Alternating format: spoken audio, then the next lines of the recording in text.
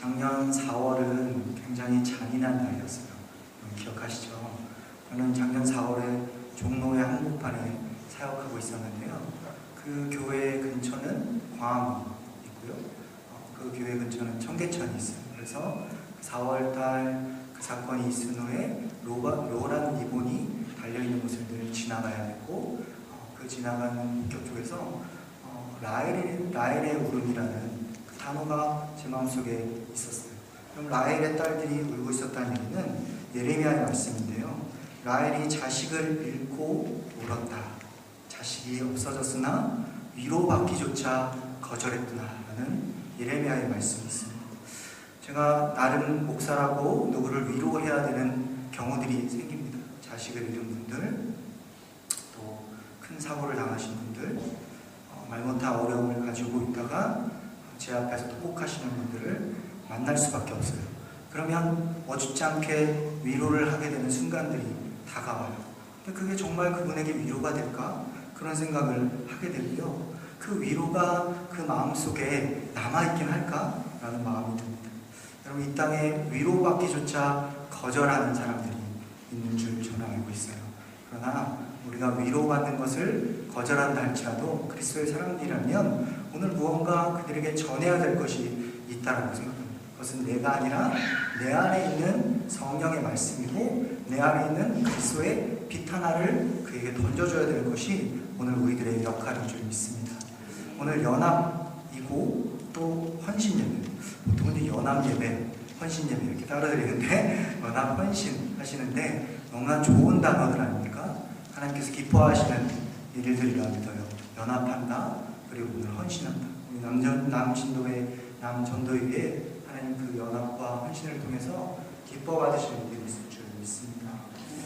여러분, 이제 박노해 시인이라는 분 혹시 아세요? 네, 다 아시죠? 네. 그분이 시 중에 이런 시가 있어요. 감사한 죄라는 시가 있어요. 역설적이죠? 감사와 죄를 우리가 같이 쓰지 않잖아요? 감사합니다. 하나님, 나에게 죄가 있습니다. 라고 하지만 하나님, 내 안에 죄가 많아서 난 감사해요 라는 표현을 우리가 잘 쓰진 않아요. 그런데 이분이 이런 시를 쓰셨어요. 그 시를 쓴 이유는 자신에게서 있는 것이 아니라 어머니, 팔순된 노인의 어머니를 보면서 자신이 쓴 시예요. 그 시는 이렇게 시작해요. 새벽녘 팔순의 어머니가 흐느끼신다 라는 구절로 시작합니다. 젊어서는 홀몸이 되어 온갖 노동을 하며 5 자녀를 키워낸 장하신 어머니, 눈도 귀도 어두워져 홀로 사는 어머니가 새벽 기도 중에 흐느끼신다. 어머니는 한평생 자녀들을 키우기에 죽도록 고생하셨습니다. 자신의 몸을 던져 자식들을 키우기에 애쓰고 눈물 흘리셨던 분이요. 낯선 서울 땅에 올라와 노점상을 하면서 자녀들을 키우고 여자 몸으로 공사판에서 밥해 먹이면서 사람들과 교류를 할 수밖에 없었고 또 어디 집 가서 빨래하고 설거지하고 하면서 자신의 삶을 그렇게 살 수밖에 없는 분이었어요. 배운 것도 없고 가진 것도 없고 누구에게 뭘 줄 수 있는 분이 아닙니다. 근데 그 어머니가 5 자녀를 두었는데 그 5 자녀 중 한 사람이 당연히 박노해 시인일 테고 첫째 아들과 막내 아들은 성직자가 되었고요. 또 자신의 이 시를 쓴 박노해 시인과 그 아내는 민주운동가가 되어서 이 땅에 울부짖는 사람들 위해서 한 편의 시를 적어주는 그런 사람이 되었습니다. 그런데 이 어머니가 뭐라고 이야기하시냐면 내가 늘 하나님 이렇게 가진 것 없는데 내 아들들이 그래도 내 자녀들이 망가지지 않고 올바로 살아서 너무 감사해요.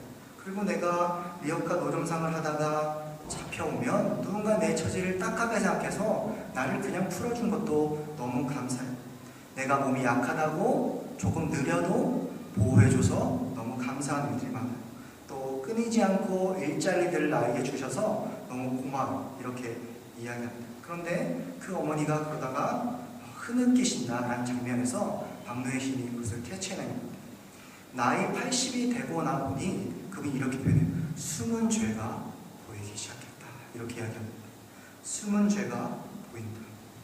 저는 이 19를 보면서 이 감사한 죄라는 19를 보면서 제 마음에 갑자기 먹먹해짐을 느꼈어요. 나도 감사하지만 내가 그리스도인이 아니었다면, 내가 하나님을 조금 닮아가려고 노력하거나 또 하나님과 교류를 하는 이 생활에 들어오지 않았다면 내가 이 감사한 죄라는 것을 몰랐겠구나. 나는 그냥 감사한 것은 감사한 거고 내 죄는 죄구나, 이렇게 생각했어요. 그러나 오늘 제가 그리스도인이 되었다는 표현처럼 여러분이 그리스도인으로 살아가는 모습이라는 것은 결국 감사한 죄가 아닌가 생각해요. 하나님이 나를 구원하셨고 하나님이 나를 이끄셨고 나를 이 자리에 있게 하셨고, 그것이 너무나 감사하지만 여전히 연약한 내 신념과 내 사고와 내 방법들을 하나님 앞에 놓고 사는 이 모습이죠. 이 어머니가 그 시 속의 이야기를 또 박노신은 이렇게 풀어가요. 다른 사람들이 단속반에 끌려가 벌금을 물고 일거리를 못 얻고 힘없이 돌아설 때도 내 아들들이 이렇게 다시 돌아오고 내 아들들이 뭔가 일을 성취하는 걸 보면서 장하고, 그런데 아직 돌아오지 못한 아들들, 그리고 죽어있는 아들들, 그리고 울고 있는 이들을 보면서 나는 감사한 죄를 짓고 살았구나, 이렇게 표현합니다. 여러분, 우리가 가족에게 별일 없다는 것은 너무 감사한 거죠. 그렇죠? 여러분 다 감사하시죠? 가족에게 별일이 없습니다.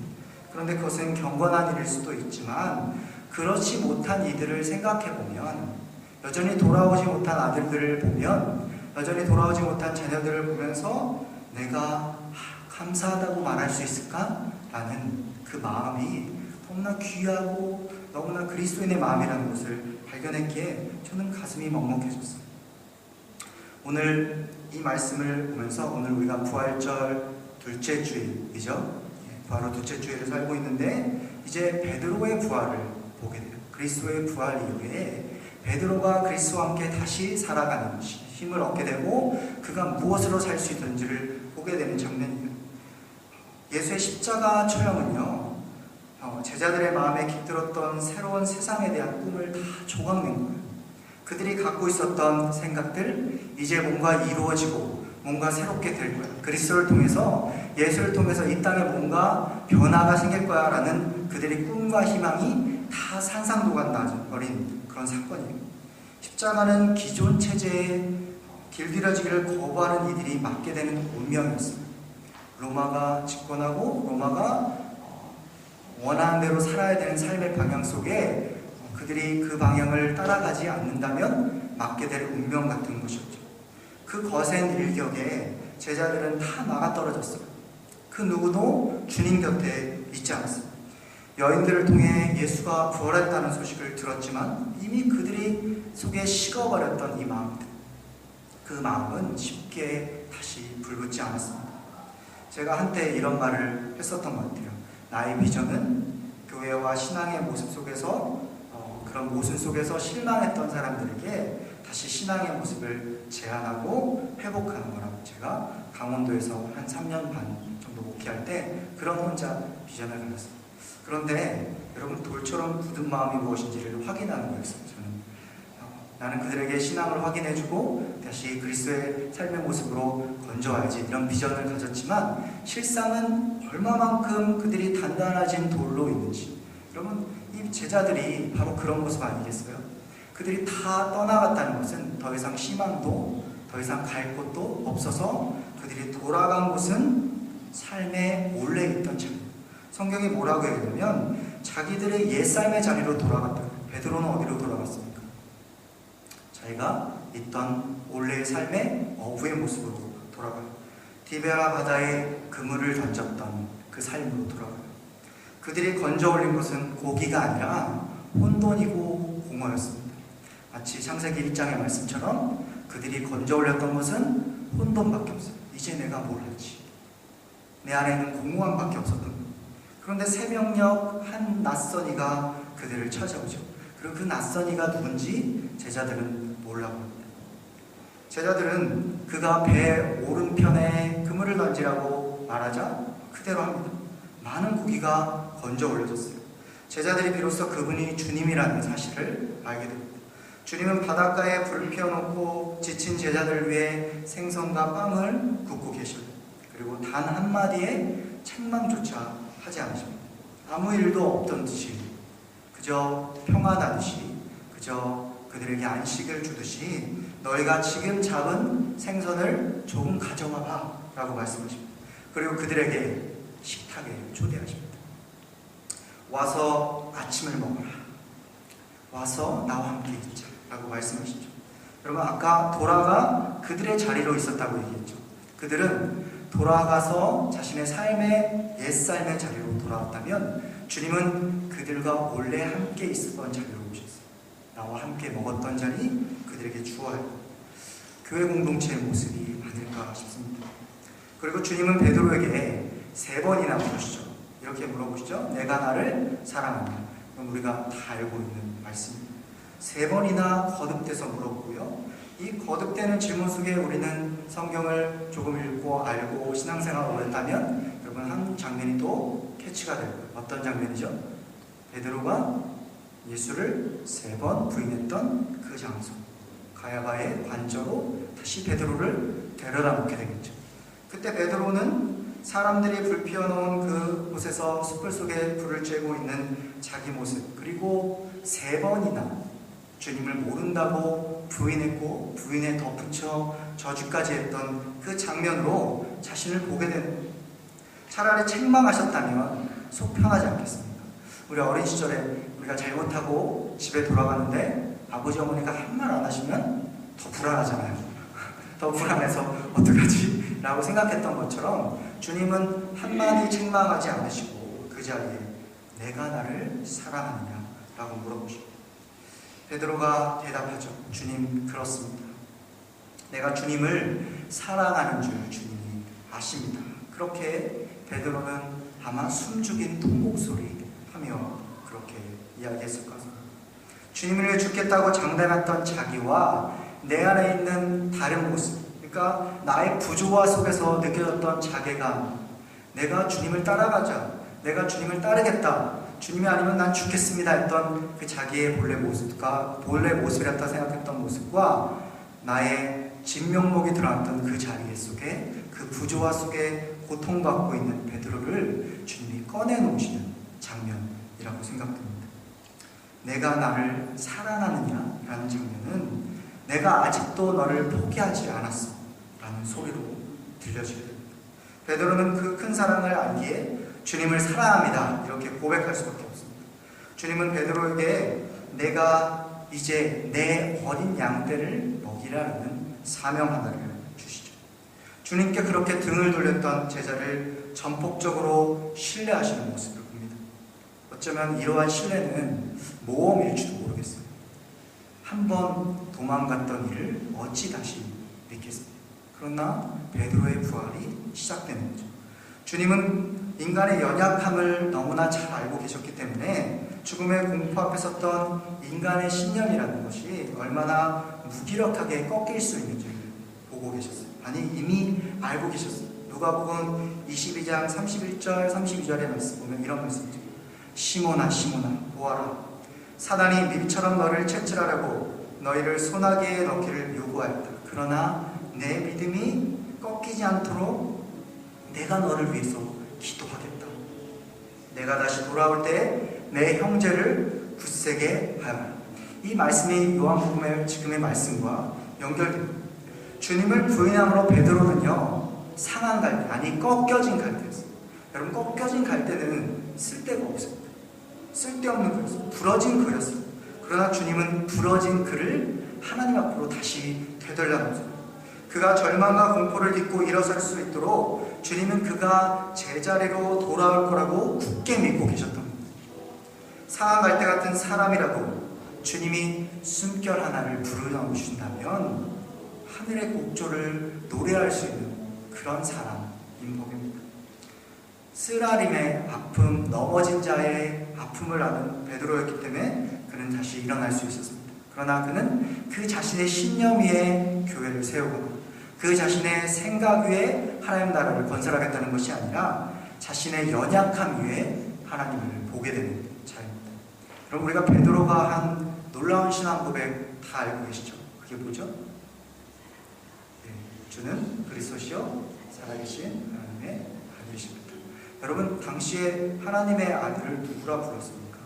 로마 시대 황제를 하나님의 아들이라고 그랬어요. 그런데 베드로가 나사렛 출신의 목수라고 부르는 그 예수님을 살아계신 하나님의 아들로 부르고 그를 메시아라고 불렀어요.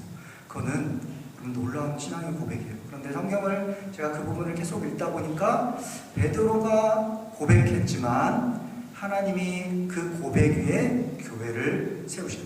베드로란 사람 위에 전 지금까지 교회를 세운 줄 알았어요. 그러네 자꾸 보다 보니까 베드로의 그 신앙 고백 위에 하나님께서 그 교회를 세우신 거예요. 여러분, 여러분이 가지고 있는 교회라는 공동체의 개념들이 있으실 거예요. 교회라는 공동체는 이러면 되고 이러면 되고 이러면 돼 라고 하는 어떤 관념들이 있어요. 그러나 그 관념이 중요한 것이 아니라 여러분, 살아계신 하나님, 그분의 아들을 믿는 믿음 가운데 세워지는 것이 교회인 줄 믿습니다. 여러분, 여러분의 신념으로, 여러분의 어떤 생각으로 교회 공동체를 세워가려고 하지 마세요. 그것은 반드시 사단이 개입하고요. 그것은 반드시 하나님께서 싫어하는 모습들이 보여지기 시작합니다. 우리는 여기 계신 남신도분들은 이제 교회를 세울 때 내가 아닌 그리스도의 마음 가운데 세워야 합니다. 나를 부인하고 그리스도의 말씀 가운데 세워야겠다라는 그런 쓰라림을 넘어서는, 어쩌면 자기 부인을 넘어서는 그 위에 여러분 고백하는 저와 여러분 되기를 주님은 소망합니다. 이 자기 불화로 인해 가슴 무너졌던 베드로는 이제 누구를 보냐? 이제 나처럼 쓰러졌던 사람들을 보기 시작합니다. 쓰러졌던 사람들에게 나는 줄 것이 없습니다. 그러니 나는 그리스도의 이름으로 당신을 일으켜 세우겠습니다. 라고 말합니다. 사람들에게 다가가 주님의 권능을 전하기 시작하고 그가 살고 있을 때 5,000명이 넘는 사람들이 회개했다는 장면이 보입니다. 베드로 전후서를 보면 그의 신앙의 고백이 바로 이런 경험 위에 쓰였다는 것을 보게 돼요. 산돌 이렇게 표현해요. 그냥 돌도 아니고 산돌이에요. 그는 하나님의 말씀이 내 안에 새겨진 것, 써졌다 표현하는 게 아니라 그는 그 심장에 하나님을 새겨서 사는 사람이었어요. 예수님은 어린 양떼를 베드로에게 맡기셨어요. 베드로는 갈릴리 어부 출신의 예수님의 제자를 가르치는 우리가 고유 명사처럼 쓰지만 주님의 사랑과 신뢰 덕분에 다시 살아난 사람은 어찌 보면 베드로인지 모르겠어요. 상한 갈대와 같은 우리 속에 하늘의 숨결이 저와 여러분 속에 온전히 불어넣어지길 바랍니다. 베드로가 해야 할 일은 이제 스스로 일어설 수 없는 사람, 스스로는 도저히 일어설 수 없는 그런 사람들에게 나아가는 일이었습니다. 병들고 연약하고 굶주리고 쓰러진 이들을 위해 함께 가는 인생이었습니다. 그리고 주님은 그에게 그의 일들에 대해서 이렇게 말씀하시죠. 요한복음 21장 18절에 보면 일종의 우리가 사후예언 이렇게 표현하는데 그가 어떻게 죽을지에 대해서 이야기합니다. 내가 진정으로 내게 말한다. 내가 젊어서는 스스로 띠를 띠고 내가 가고 싶은 곳으로 다녔으나 내가 늙어서는 남들이 내 팔을 벌릴 것이고 너를 묶어서 내가 바라지 않는 곳으로 너를 끌고 갈 것이다. 그리고 이 말씀을 하신 후에 희망을 주신 것이 아니라 이 말씀하신 후에 넌 나를 따르라 이렇게 말씀하셨습니다. 여러분, 이렇게 요한복음을 마무리해도 별로 이상하지 않을 것 같아요. 그런데 여러분 20장, 21장, 20절부터 뭔가 더 이야기가 진행이 돼요. 요한은 다른 에피소드 하나를 더 추가하는 겁니다. 그리고 20절은요 뭐라고 표현하냐면 베드로가 돌이켜 이렇게 표현합니다. 여러분, 나를 따르라 라는 주님의 말씀과 돌이킨다는 말씀이 뭔가 상충된다는 생각이 들지 않습니까? 네. 주님이 나를 따르라 라고 하셨는데 베드로는 다시 돌이키고 있어요. 연약한 인간의 모습이 다시 드러나는 거죠. 20절은 베드로가 돌아보니 라는 표현입니다. 나를 따르라는 명령과 돌아보니라는 이 명령이 단어가 묘하게 뒤틀려서 뭔가 베드로의 신앙의 모습들을 보여주고 있어요. 따르기 위해서는 뭘 봐야 돼요? 부르신 분을 바라봐야 돼요. 그런데 베드로는 부르신 분이 아니라 내 옆에 있었던 그 사람이 어떨지를 보게 돼요. 베드로는 뒤를 돌아보고 그리고 이렇게 말해요. 주님 예수께서 사랑하시는 제자를 보고 묻습니다. 이 사람이 어떻게 될까요? 이 사람이 어떻게 될까요? 자, 주님은 이렇게 말씀하시죠. 너는 이제 무슨 상관이 있는지 보라라고 했어요. 내가 무슨 상관이 있어 그게? 나를 따르는데 너는 지금 뭘 보고 있니? 라고 말씀하십니다. 오늘 우리 주님이 우리를 따르라고 말씀하실 때 우린 내 주위에 있는 것들을 보면서 이게 따라야 되는 걸까? 말아야 되는 걸까? 계산하고 있습니다. 베드로는 자신의 인생을 보고 나는 3번 부인했고 저는 예수를 8인이니까 그보단 내가 낫겠지 라는 생각으로 누구와 누구를 비교하며 자신의 어떤 지위의 높음을 드러내고 있는지 모르겠어요. 오늘 우리는 주님을 따를 때 먼저 생각해 봐야 할 것은 내가 주님 따를 때 누구와 누구를 비교하는 삶의 습관과 관습으로부터 벗어나야 한다.